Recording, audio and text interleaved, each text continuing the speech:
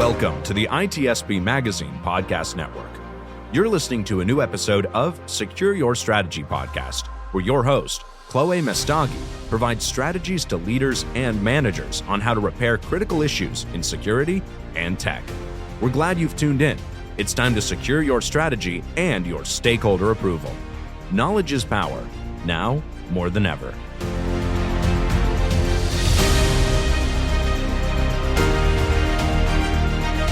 Hi everyone, my name is Chloé Messdaghi and I'm your host today for Secure Your Strategy with ITSP Magazine. And today I have a guest named Paul. Paul, tell us a little bit about yourself. Well, I was born at a very early age. It's great to be here. So my name is Paul Watts. I'm right over from the United Kingdom, and I'm currently at the Information Security Forum as their distinguished analyst. And my receding hairline probably tells you that I've been doing this for a while now. So I've been in IT for 28 years. I've been in IT security, information security, cyber leadership for around 18 years or so now in a number of different vertical sectors. We can probably talk about those as time permits, but that's kind of who I am.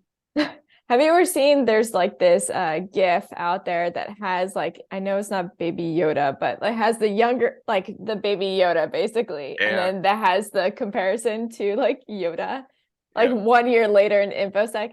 I feel it. It's like everyone is going to lose their hair, or they're going to turn white, or they're just wrinkles are coming in.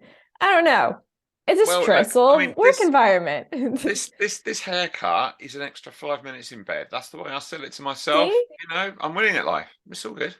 Oh, that's yeah. I mean, like, why spend so much time on hair when you don't have time to do anything, right? Geez, this industry is great. And so today we're going to talk about like security leadership, where we are right now and where we're going to be heading, and what are some ways that we can make it better. So Paul, you gave some talks at InfoSec Europe. Tell us a little bit about the talks that you gave. Yeah, so we covered a few topics in for Security Europe this year, which was a fantastic event. It's run every year at the London Excel. Always good to be on the speaker list there. And I did a throwdown, and then we talked about it in a panel. And the throwdown was about security leadership. It's good to talk. And it's funny that what you mentioned at the start, Chloé, was I started the throwdown by saying, if I had my time again, 18 years into it, hair's all falling out, like the whole Homer Simpson thing, when every time he has a child, he pulls a little bit more hair out, kind of like that. If I went back to the start and I gave myself, that first day when I was sat in my car in my first job working for a financial services organization, what would I tell myself? And I kind of pared it down to three things. It'd be interesting to, we'll see whether the listeners relate to any of this. So the first one, and this is a difficult pill to swallow, and I hope all my peers are sitting down right now. We're not the most important people in the room. Yeah, there, I've said it. Yeah. Oh my God, Paul. Shocker. Oh no, you're going to start a movement. So there you go. We are not the most important people in the room, and you can't make yourself the most important people in the room, but hold that thought, because all is not lost. The second thing I would say is, if you kind of look at security as a product for a moment and think about our business as the customer, the best thing that we can do is compel that customer to want the product. Very much like Steve Jobs used to do. Every time he released a new phone, we went, I want a new phone, but it's the same as the old phone. I don't care, I want a new phone. You kind of want to get into that kind of mentality. What we don't want to be doing is forcing an investment in a product through fear and regulation, because then nobody likes us. They need to want to invest in us. The third thing is something that a lot of us have been around for a while really struggle with, and it's the importance of match pitch. Don't expect your customer to learn our language. They're not going to give a monkeys about SASE or CASB or DLP or AV or EDR or MLP or ABCDE or even F. We need to learn their language, i.e. we need to learn the language of business.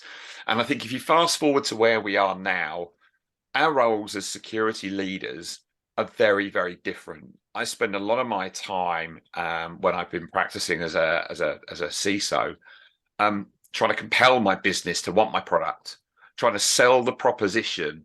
Now, stateside it might be different, but in the UK we still got to earn our stripes, right? We still need people to want to engage with us. And what that comes down to is recognizing security as value. And maybe we can go in a little bit on like that. But in short, I think the world's moved on in 18 years. It's a very, very different career than it was when I started. 100% for sure. Things have changed for the better, but it's given us some unique challenges, I think. Yeah, I mean, I think of like IT crowd, and I wonder how different is it since then to now today? Has it become more corporate than IT crowd these days?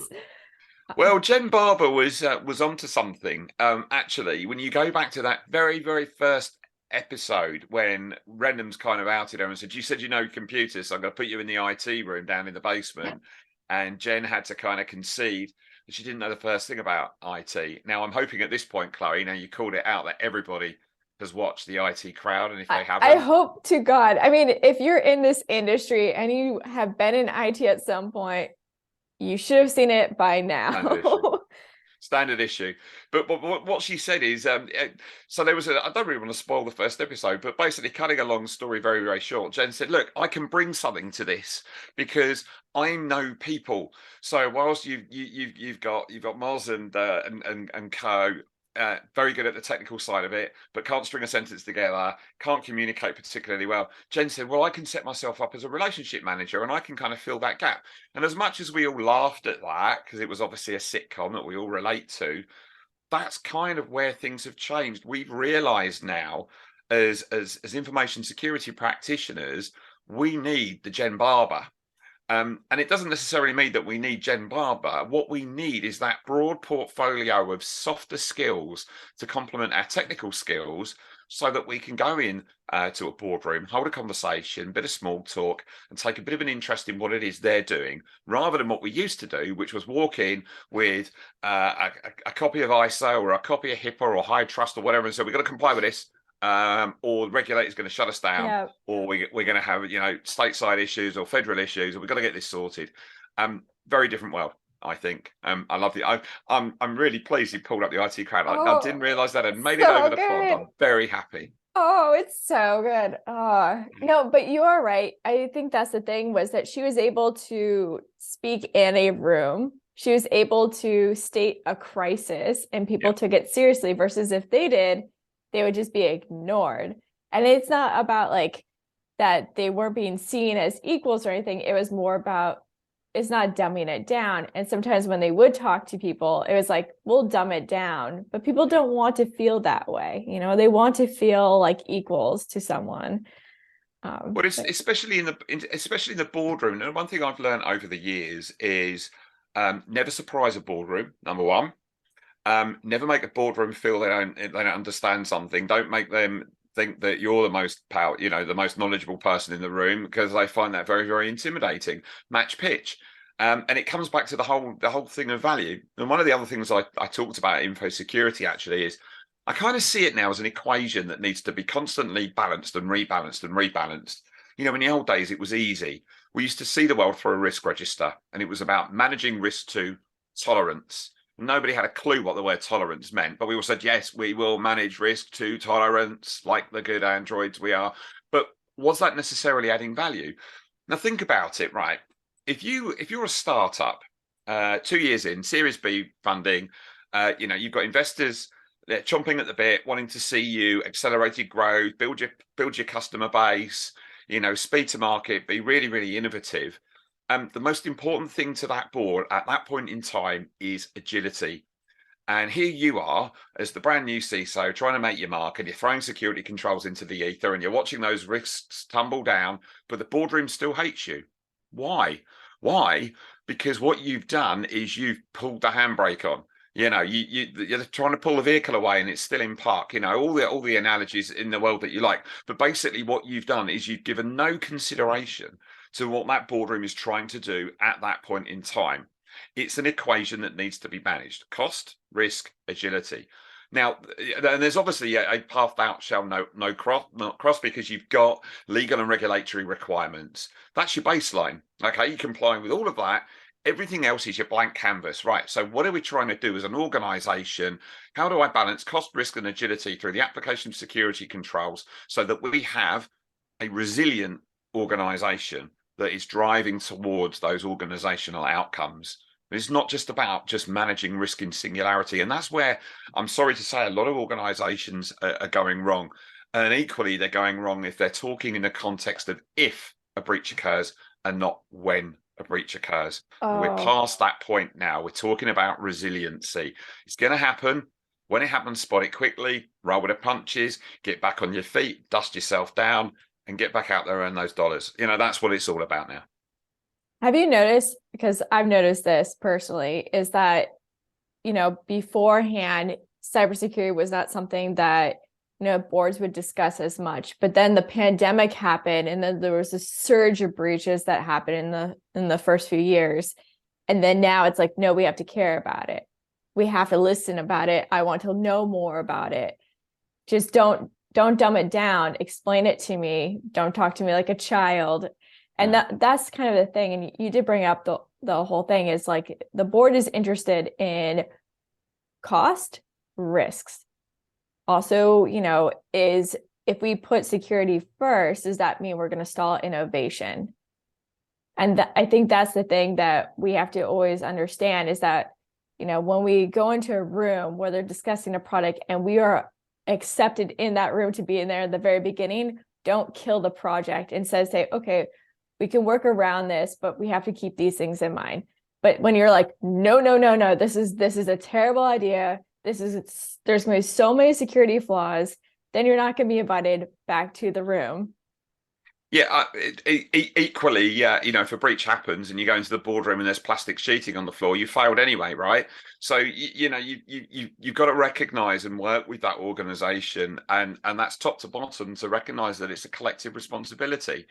It's always disappointing when I hear stories, anecdotes about CISOs that are being exited when a breach occurs, and the reality of it is, and I empathize, and it's probably highly accurate that they've done what they can in the backdrop of the culture they find themselves in, but the boardroom just isn't taking it seriously. And as controversial as this may sound, I'm going to say it out loud anyway. Talk is cheap, right? Yeah. So a board can say that it's our top ticket, it's our top line agenda item, but actions speak louder than words. And what you've got to see is that translation to action.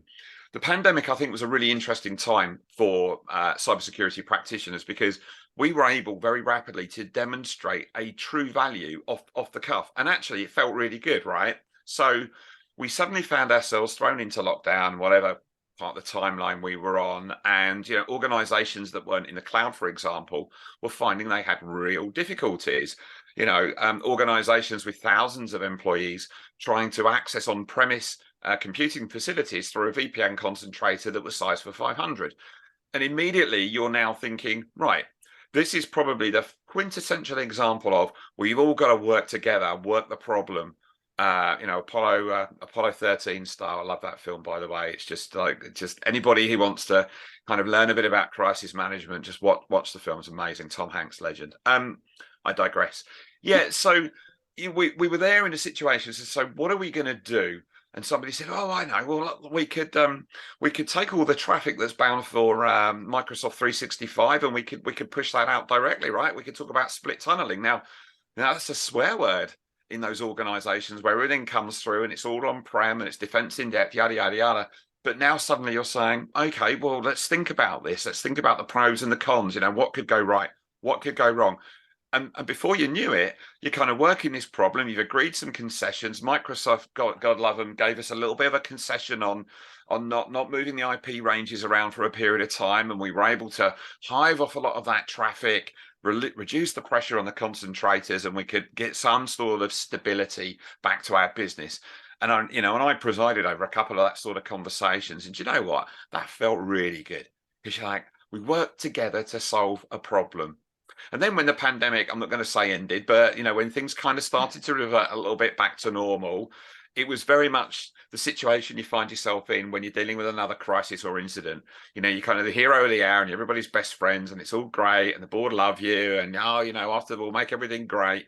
And then 2 weeks later, they're dealing with a cash flow problem or they've got a problem with workforce or a competitor's rug pulled them and got to market quicker and you've forgotten about. And it's about keeping that momentum of the relevance and the value that you bring to the board's experience and the board's ambitions, and that's what you need to do. And it just requires us to completely repurpose and work very differently. I mean, Chloe, I'm sure you've heard of the ideology of shift left. Yeah. The earlier you get us in the room, the less friction, and we can do our stuff, right? do it in the background and do it well. And you end up with a nice, secure, ease delivery. Of course, it's never always that simple, but that is much better than the business saying, so we got this chat GPT stuff and we've just thrown it in and we've spun up these chatbots and we've pushed them out and everything's great. Right. And then you've got to go in and go, stop.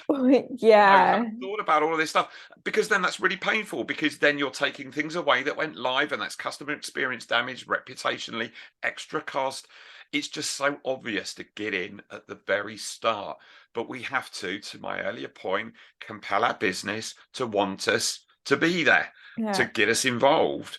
And that requires us to change and it requires them to change. But largely it requires us to change. I think it has a lot to do with also being sensitive, having sensitivity of others and trying to have empathy, because they don't know what you know at the end of the day. So it's always nice is to always try to build that bridge, especially if your CISO isn't building that bridge with the developers, for you to be that person who might be an advocate for the developers on the security team and trying to build that bridge. Because I think that's the thing, whenever we talk about shift left, there's no point person.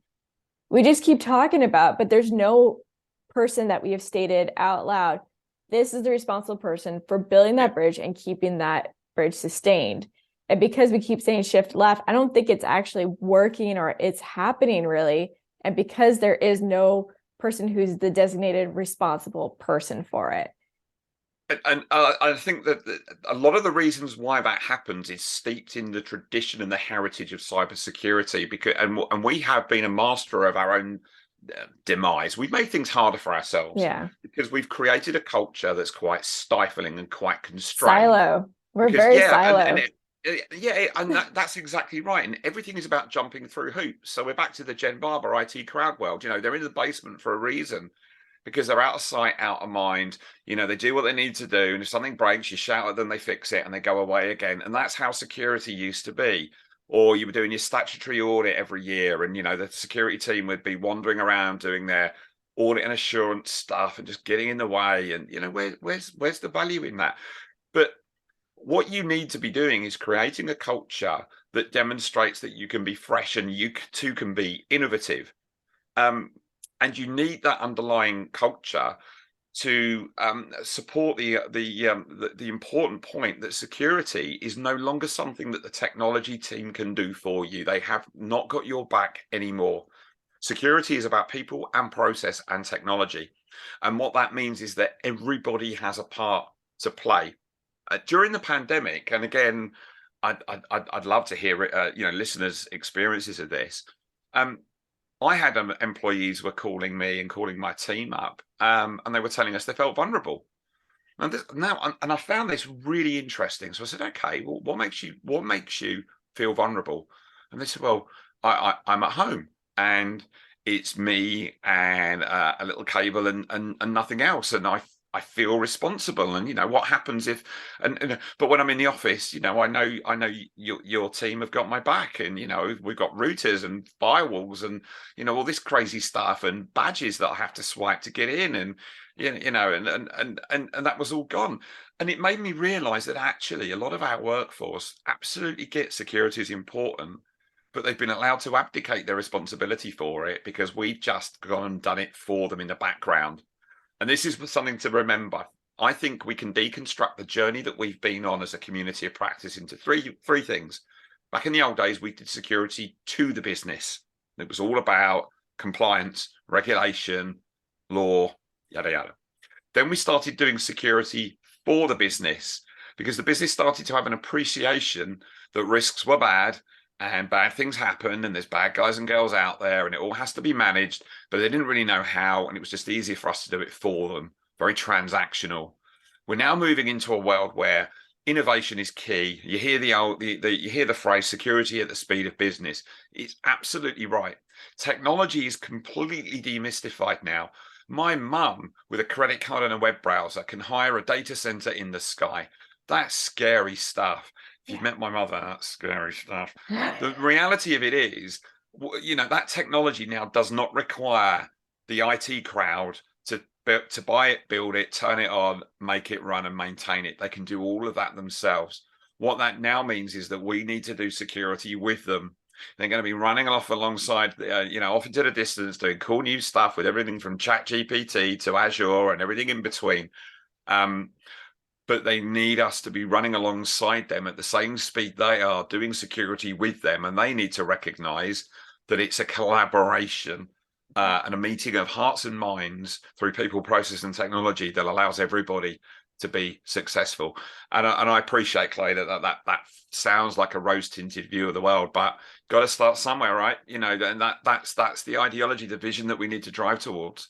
I 100% agree on that. I think it's really hard to try to have people understand why they're not listening or having apathy in the room.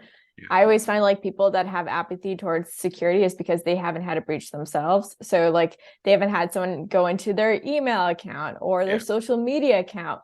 Because I guarantee you that once that happens at least one time, you will change the state of mind where you're going to be like, I'm not going to reuse the same password over and over. I'm going to use MFA.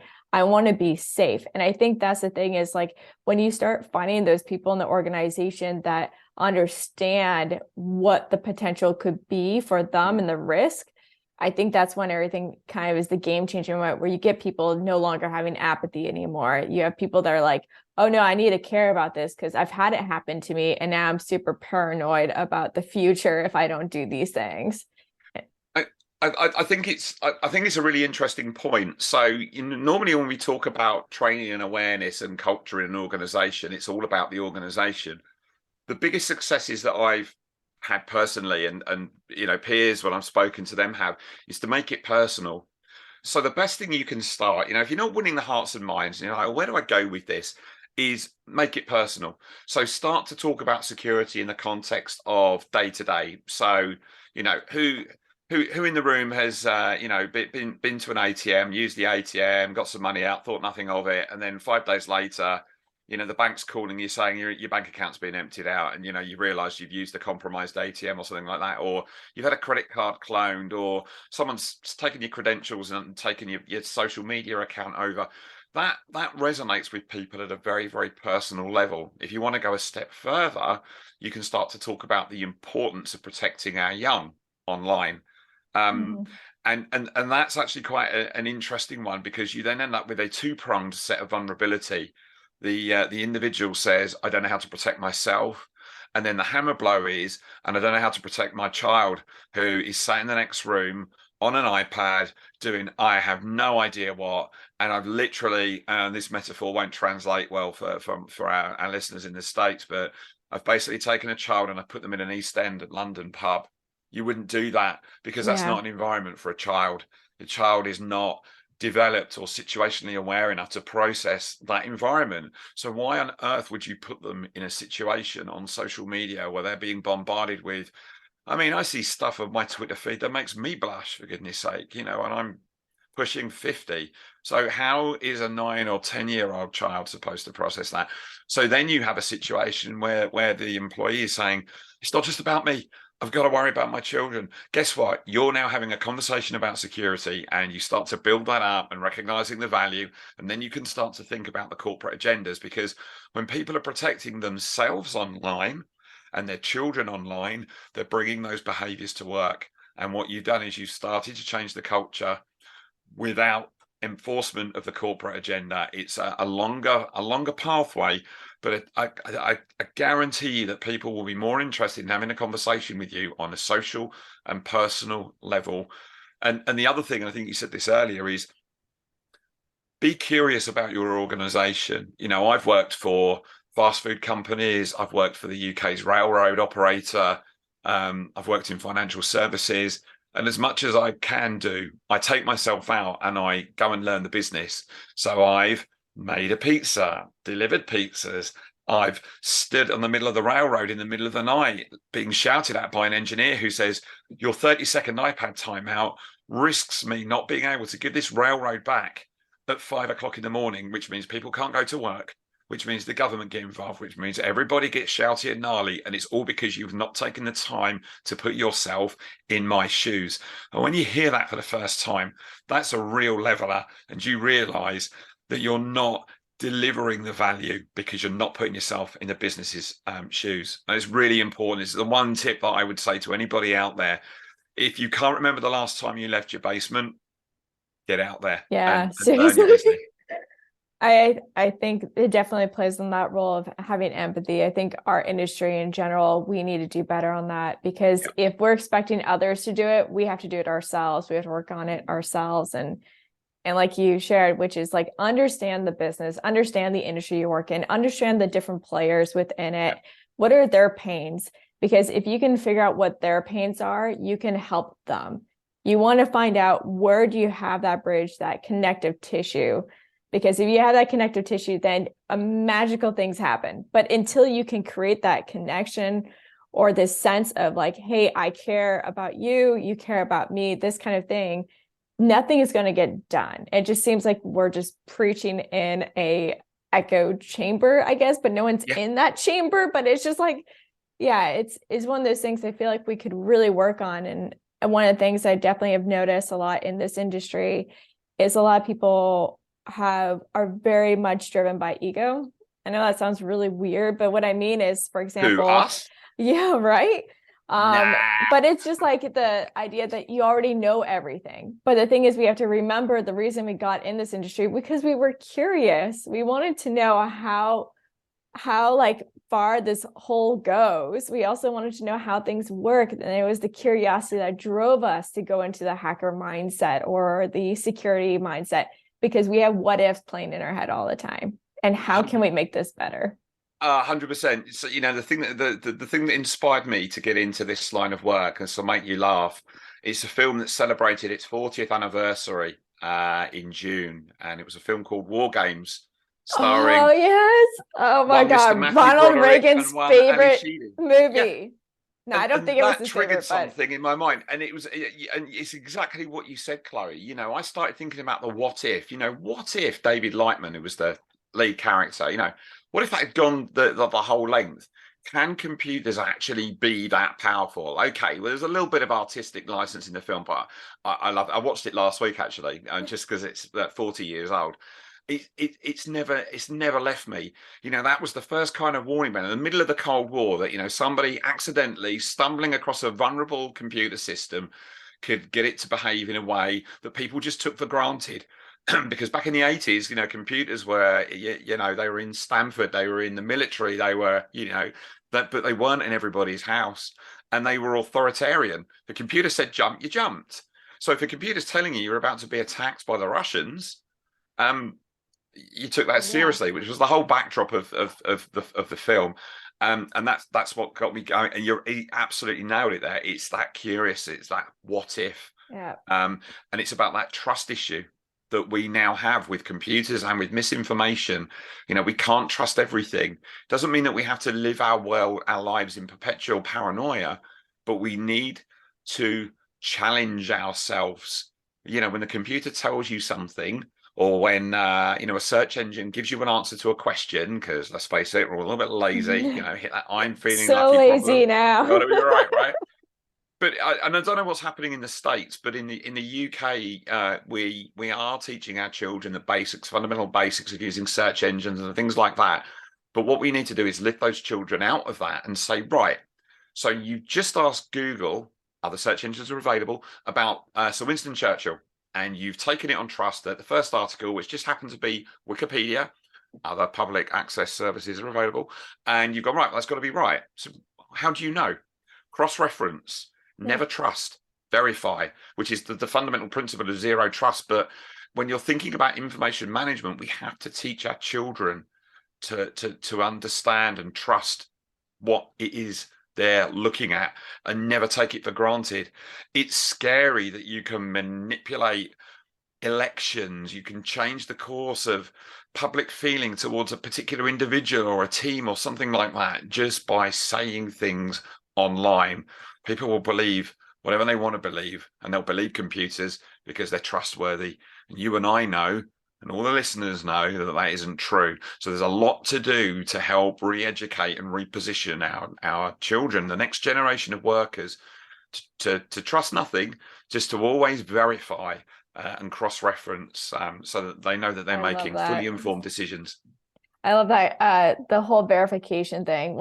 So I live in the UK, so I did my undergrad in the US and I did my master's in the UK. Okay, and the cool. thing that was so different was the fact of it felt like it was feeding into your curiosity. So in the UK, what would happen is like, here's the syllabus, here are all the books, and in the US, it's like, these are all the books you need to read. But in the UK, it's more of like, these are the suggested reads, but what we want you to do is to read the things you're passionate about. We want you to continue to feed that curiosity. We don't want to bore you.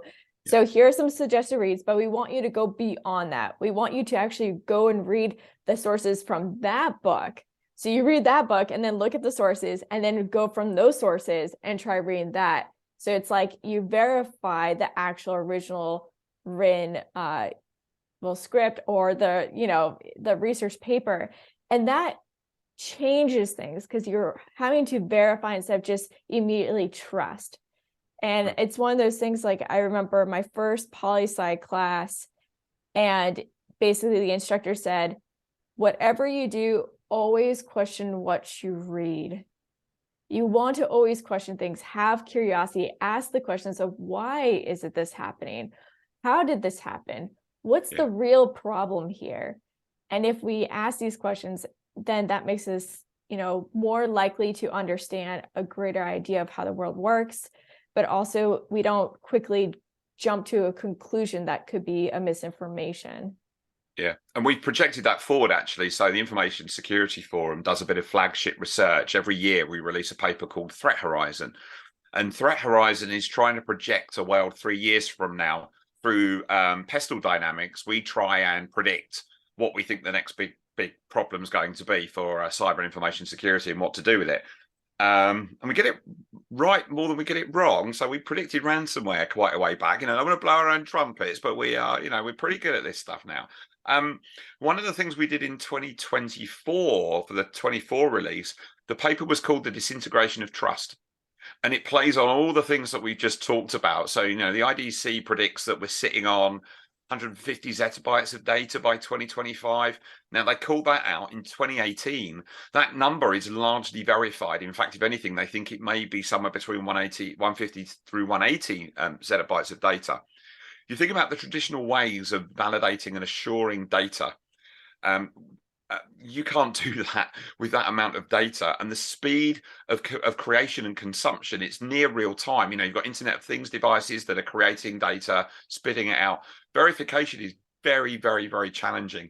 And, we kind of projected that, those trust models will be shattered. If you think of the situations where you're pumping that data and that reasoning real time into machine learning algorithms and so on and so forth, if you poison that data well and you're pushing garbage into those algorithms, guess what? You're going to get garbage coming out the other end.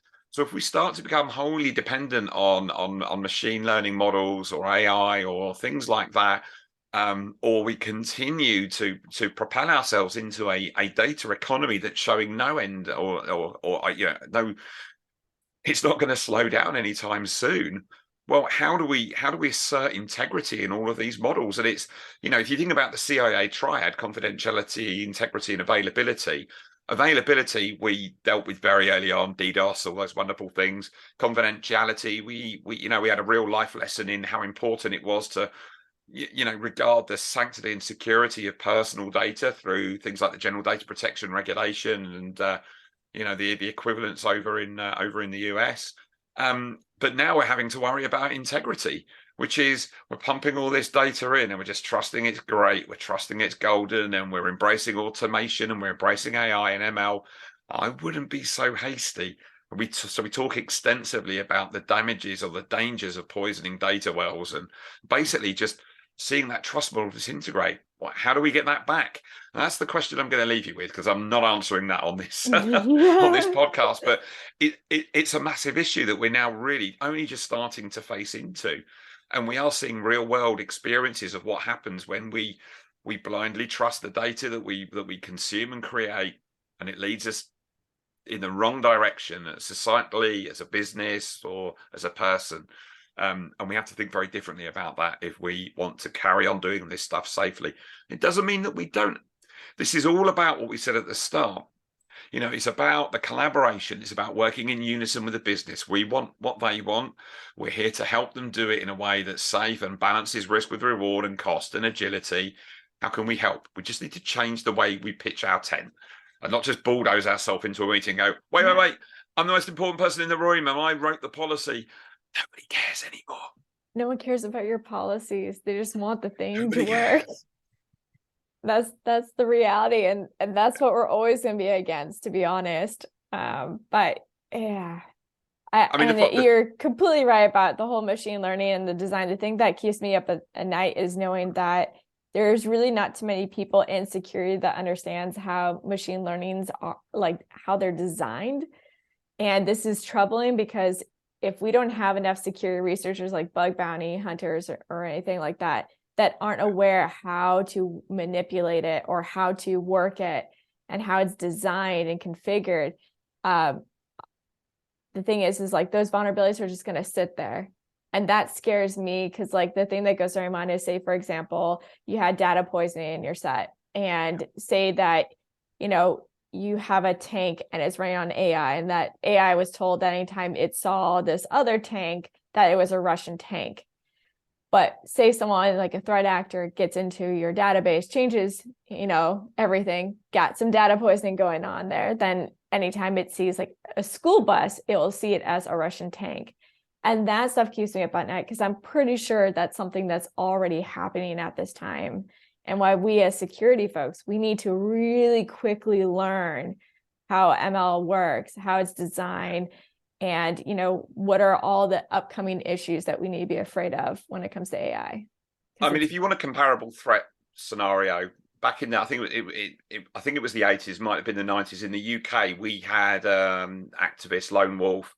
And what they were doing was they were calling the media and they were saying, here's a supermarket, and I've injected poison into a product in the supermarket. I'm not going to tell you which one. In order for me to tell you where the problem is, you've got to have to do these things. So basically just a very archaic ransomware right there, an analog ransomware attack. Now, the entire supermarket is compromised, because you now can't trust which one of those things is going to poison somebody. So the entire asset is burned. Right. Now think about a data-driven organization. Let's do biomed, but medical science just developed a brand new vaccine for a disease that, we won't do COVID, we'll pick another one, whatever. And then you get a phone call to say, all of the research data that you've been using to create this vaccine, we've been manipulating certain aspects of that data, which now means you can't trust that product. We'll tell you what it is, but you're going to have to cross our palm with silver. There you go. That's the modern equivalent right there. If the outcome is so significant that you need that total integrity of everything in that data lake, all I've got to do is poison one thing and then not tell you what it is. Now, what do you do? There's the future threat right there. And that's the reason why we need to stay curious and be in each other's shoes. Well, Thank you, Paul, so much for it was lovely to have you. I must have you back on in the near future. For everyone, I'll see you in the next episode. Thank you again, Paul. It was great to have you. You're very welcome, and have a great day. You too. We hope you enjoyed this episode of Secure Your Strategy podcast with Chloé Messdaghi, part of the ITSP Magazine podcast network. If you learned something new and this conversation made you think, then share this channel and itspmagazine.com with your friends, family, and colleagues. If you represent a company and wish to associate your brand with our conversations, sponsor one or more of our podcast channels. We hope you will come back for more stories and follow us on our journey.